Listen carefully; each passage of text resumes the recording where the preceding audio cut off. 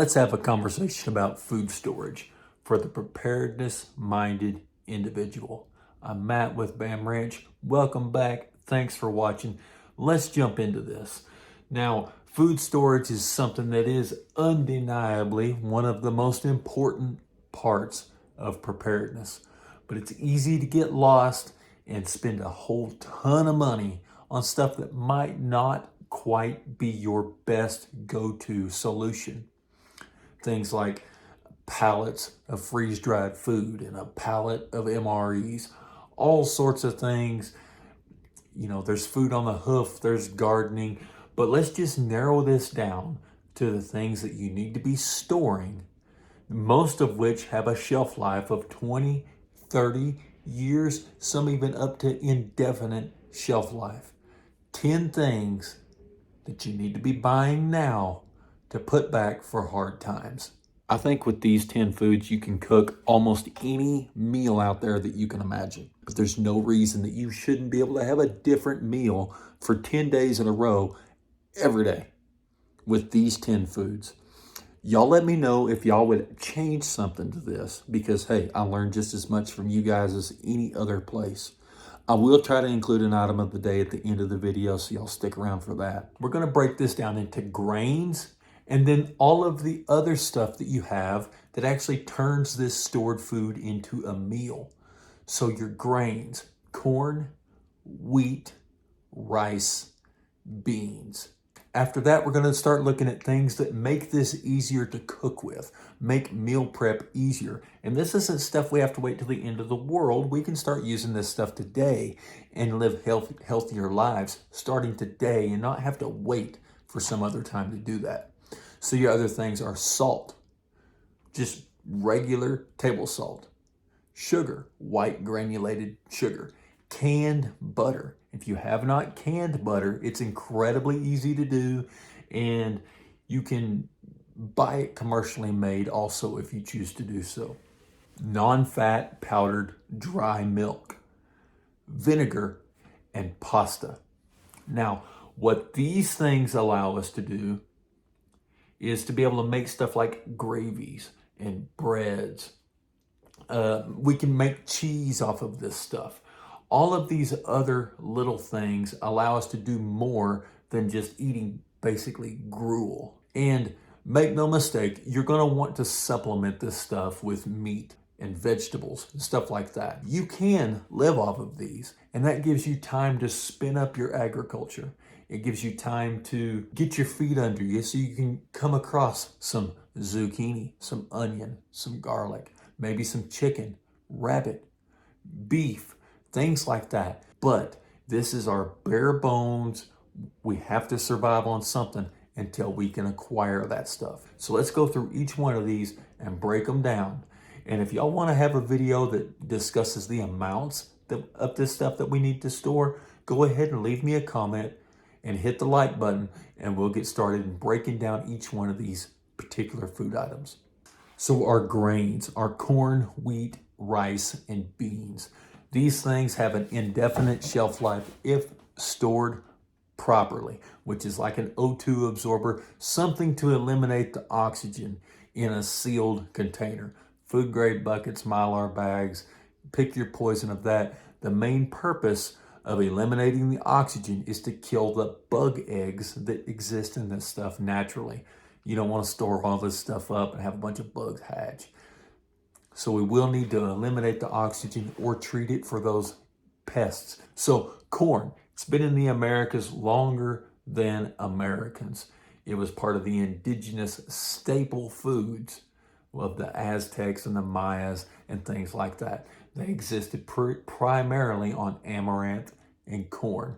We're more familiar with corn, so we're going to look into that and store that.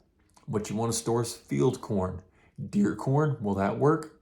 Yes. Feed corn, will that work? Absolutely. But not just the grain. Start thinking, okay, for the short term, some cornmeal, some corn-based things, even canned corn. So don't get caught up on just the dry grain, although that is important. One thing you need to do with corn is look up the term nixtamalization. This unlocks a lot of the nutrients that are locked up in corn and makes it more easily digestible. Wheat. For long-term storage, 20 plus years, you're looking winter red wheat, whole wheat berries. We store it the same way as we do all other grains. And this gives us the ability to do 1,000 things.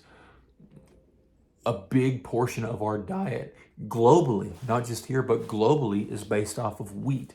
This is where our breads come from. This is where we're going to make our gravies. Wheat primarily in the form of flour. And yes, you absolutely need to be storing some flour to go along with this.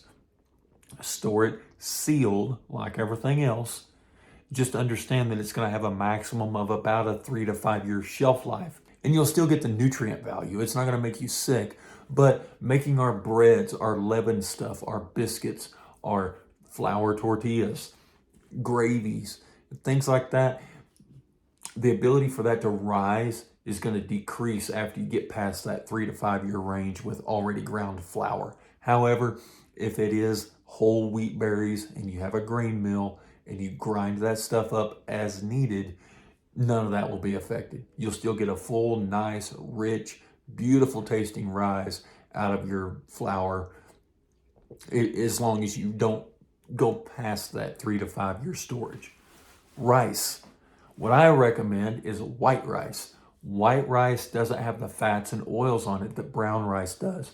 So brown rice can go rancid relatively quickly when we're considering the terms of white rice can be stored indefinitely. I like the jasmine rice, long grain.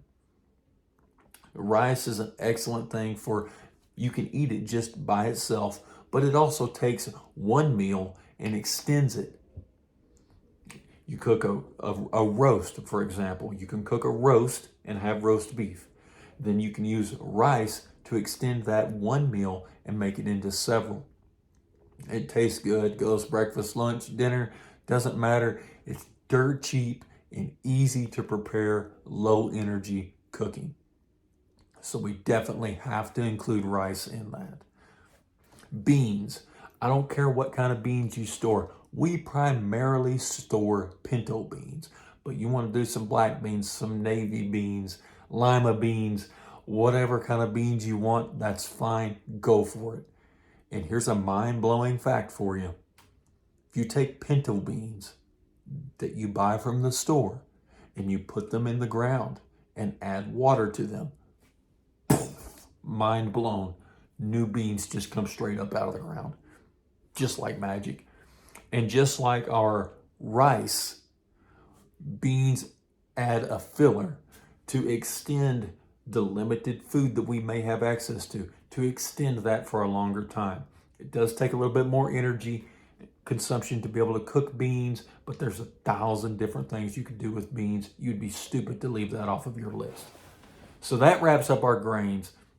Let's move on to the other things. So salt. Man, I think it's hilarious. People talk about salt online, Facebook groups and stuff. They want to know the shelf life. Salt is a rock.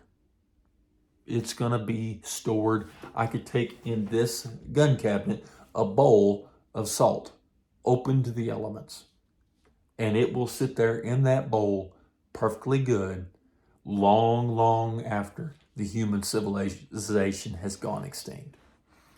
But salt is a primary cooking aid. It's a spice, it's a seasoning. It's necessary to continue life. You have to have salt.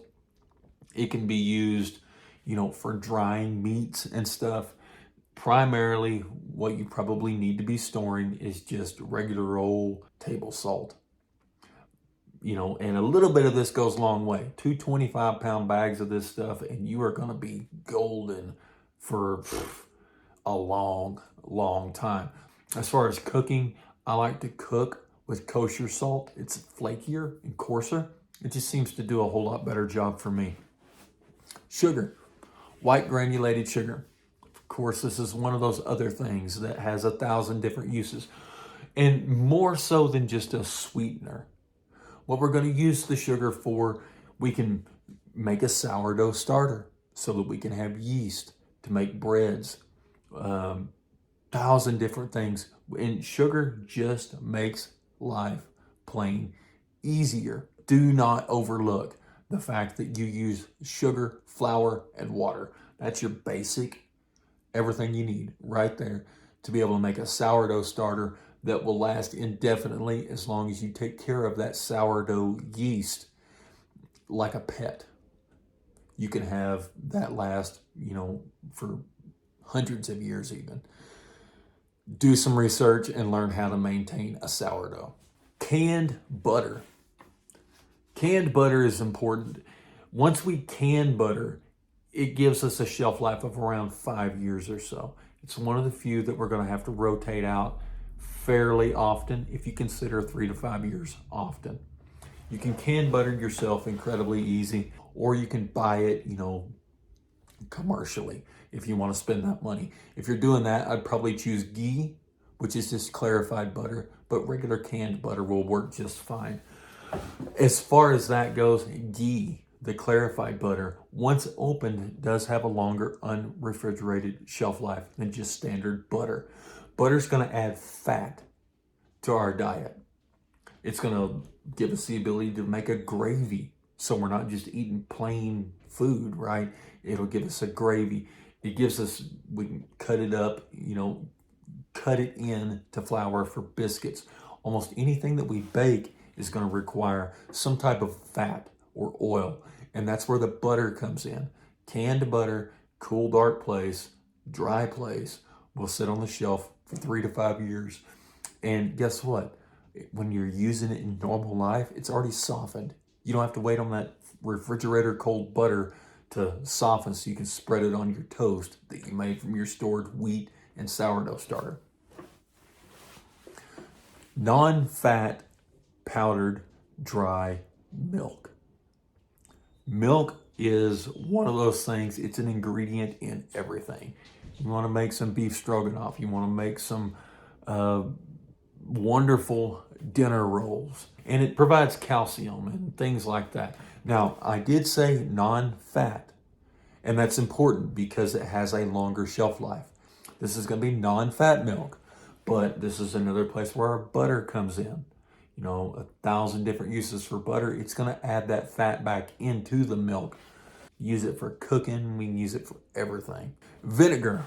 Vinegar is what is going to do our pickling and our fermentation of vegetables. It's going to add flavor. And we add vinegar to the milk. It gives it that acidity. Now we can make cheese, things like that. Butter, salt, vinegar, powdered milk. Mix that together. Throw it on the stove top. Do everything you normally would do, and you can get some beautiful, beautiful ricotta cheese, or really, it's the basis of any cheese.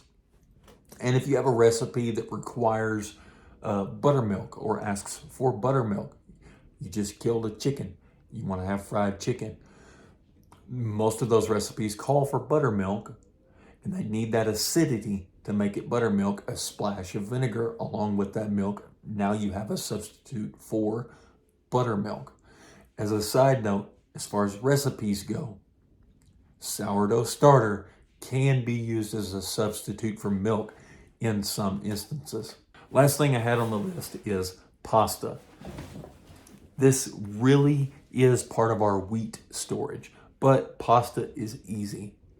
It's an easy thing to cook. It's not something that we have to go and, bake bread for or make biscuits. We can just throw some pasta in some water, heat it up till it's soft, and we're good to go. Now, the types of pastas that I like to store are generally thin pastas. We're talking about emergency stuff, right?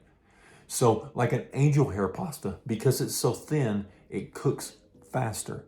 It doesn't take as long as a thick spaghetti or like an Alfredo type pasta. So we expend less energy, less fuel trying to get that stuff to the done point.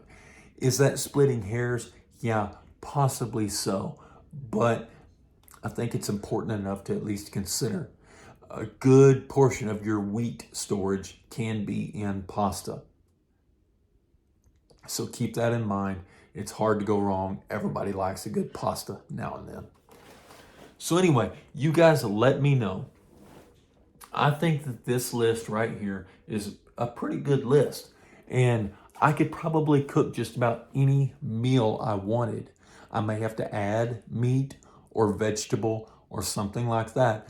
But I really don't know if I can think of too many meals that I couldn't accomplish with this. Aside from, deglaze with red wine or something like that, There's no reason that these 10 foods wouldn't be able to support your family indefinitely if needed.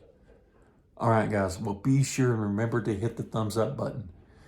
It really does help. It's what triggers the algorithm to go out there and show this video to other people. And until next time, hey, you guys be safe. Okay, so for today's item of the day, since it's kind of a food type video, I figured we'd go over 2 important knives for food that you probably need to have. Let's flip this camera around and we're gonna film this on top of my wife's car. Okay, what I got for you today is the Victorinox chef's knife and semi-stiff boning knife. These 2 knives right here are really all you absolutely need. You could make the argument for a smaller paring knife just for doing, like cleaning out jalapenos and stuff like that. But this knife right here, I have had for well over 10 years, and this will do pretty much anything I need to do as far as the kitchen is concerned. And I do actually cook from scratch quite a bit. And then the boning knife. This is good for, you're getting in there, you're deboning some chicken. Maybe you're breaking down a whole chicken. Maybe any type of bone-in meat. And this one will work just fine for, getting in there and cleaning out jalapenos and things like that. But this knife right here, you can butcher an entire hog, deer, even an entire cow. This knife right here is really the only one you need for that. There might be a couple circumstances where the length gets in the way if you're, butchering a cow, but this knife right here will process 100% of the game that you're ever gonna need, as well as 99% of livestock. This knife right here will handle any elk, deer, hog, anything you can imagine as far as an animal. This knife right here will get it done, as well as, work in the kitchen as well. And then just your standard 10-inch, you could go for a 12-inch chef's knife. And these are both Victorinox with the Fibrox handles. They've been through the dishwasher 1,000 times. They kind of come with a sort of pebbly texture on the handles. I've had these for 10 years. It's long since worn away, but it still has a really good grip to it. But anyway, check these out. It really does help us out a little bit if y'all click my Amazon link to buy these, because the creator that posts the link gets credit for that sale. It's like 1 or 2%, even if you buy an item that's not listed in the link.